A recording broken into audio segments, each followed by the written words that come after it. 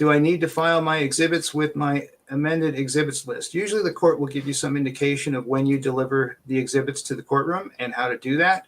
If they don't, Tate's suggestion of talking to the court clerk is a good idea. And they will tell you whether to bring it to the business office or whether to bring it directly to the department. It's going to depend. Even in San Diego, Department 5 in El Cajon might do something different than Department 6 on any given day of the week. So it doesn't hurt to ask. Those questions will not be, ignored or thought to be funny or anything like that. I mean, you're going to call the clerk because you're trying to make the clerk's life and your life easier by asking how to do it the way they want it done. And they always are helpful to say, this is the way I'd like to do it. Like I've got a case right now down in San Diego in front of Judge Calum-Carrion, and she has a different way of doing it. She doesn't want binders. She doesn't want the exhibits just sitting loose in each one that has a tag on it like Tate was talking about. She wanted each one separately in a file folder with just the number on the file folder, so she could just pull out Exhibit 43 when looking at Exhibit 43. And we've now done the first day of trial with that, and it seems to work. So whatever the court wants to do, you just do it their way. It's easier to do it the way they want it because it makes trial go faster. Instead of, fumbling around looking for exhibits, everybody's got them exactly where they want them, and they understand the organization of how those exhibits are put together, and it just makes it easy to go through it. Opposing counsel in the case I was just talking about actually put something called a bait stamp number on the bottom of the form on every single page. And so we'll just say it's 500 pages long. So even though exhibit 1 might be pages 1 through 10, and exhibit 2 would then be 20 through 25 or whatever the number of pages is.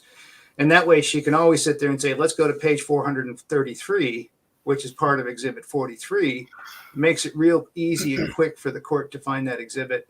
And people aren't sitting there going, hey, what page are we on? What are we looking at? You avoid wasting all that time, because when you're in trial, especially when you're talking about 50 exhibits, that's going to take a lot of time to go through those exhibits. And so whatever you can do to make it easier to find those exhibits quickly and get to them quickly and have the court get to them quickly would be very appreciated by the court.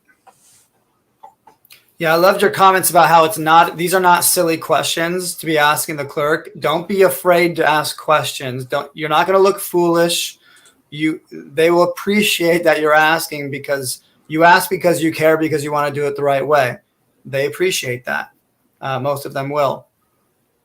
And some judges, Chris said that judges have different opinions on different preferences on what they want. Some judges will want electronic or digital copies and physical copies. So if you have everything scanned, that might be a good idea. Or if you don't, it might be a good idea to do that, but talk to the clerk. And in federal court, we actually have to upload each exhibit into the appropriate exhibit number. So the judge can click exhibit 1 on the screen and it brings it right up.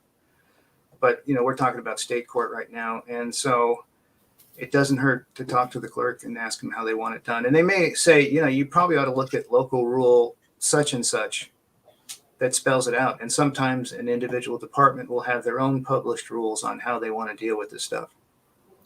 That's a great point too. Look at the court website and see if you can find information on exhibits.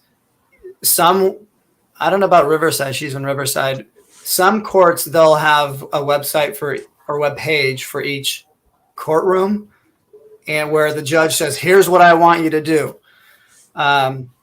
Some judges, they want one PDF, but you have to bookmark each separate exhibit in that PDF. So